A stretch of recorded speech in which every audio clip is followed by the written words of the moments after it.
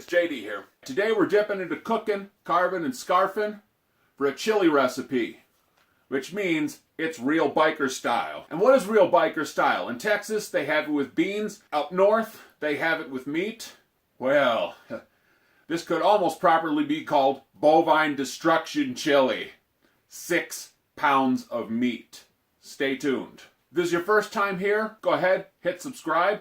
If you've been here before, you watch the videos, but you haven't yet subscribed, come on guys, there's a reason you keep watching them. Hit the subscribe button. Let's go. The actual directions are super ridiculously simple. Throw all ingredients into a pot after browning meat with onions and garlic. Easy.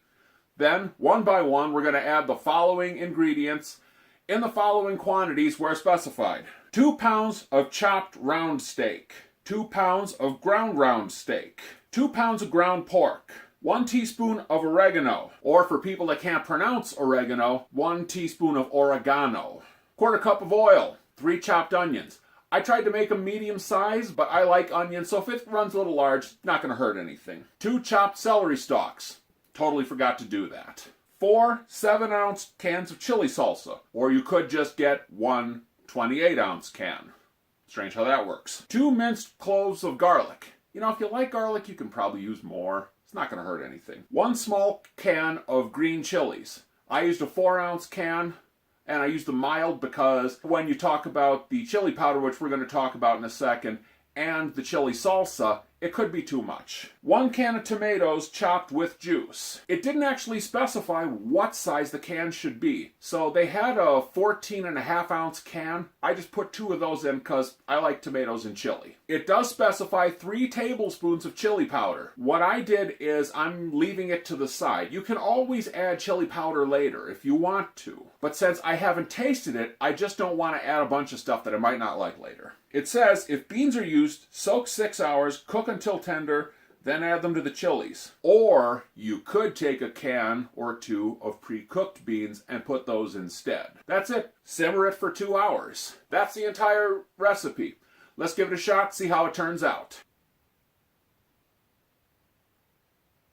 Alright, real biker chili. Here goes. It's very hearty, very filling, very savory. It's good in those respects. Could use a little more flavor though. I wouldn't say it would be bad to maybe add some more garlic, maybe some other things. If you're going to be in a mixed crowd, you don't know what people are going to like, it's moderate enough that nobody should hate it outright. Some people might say, well, it could be a little more hot, it could be a little more mild, and that's the thing, it's not too much of anything. Now, the one huge downside of this is the cost. I'm not kidding you. To put this together just in meat was about $30 US in March of 2019, which depending on your currency and how things are going, you can imagine that's really expensive. What you could do is skip the steak part of it and just go solely with 4 pounds of ground round instead. That would knock some of the cost off of it and make the overall value a little more palatable. In conclusion, thumbs up with the proviso. You may have to play around with it a bit to get the spices and the flavors exactly where you want them. But that's the beautiful thing about cooking. You can do that. If you like this video, hit subscribe. Hit me up on social media. Links are below. The entire ingredient list is below. The thumbs up is below. If you didn't like the video, hit thumbs down twice. Do that below. Basically everything important after this video is below. So go ahead and do that. I'm JD. I'm out.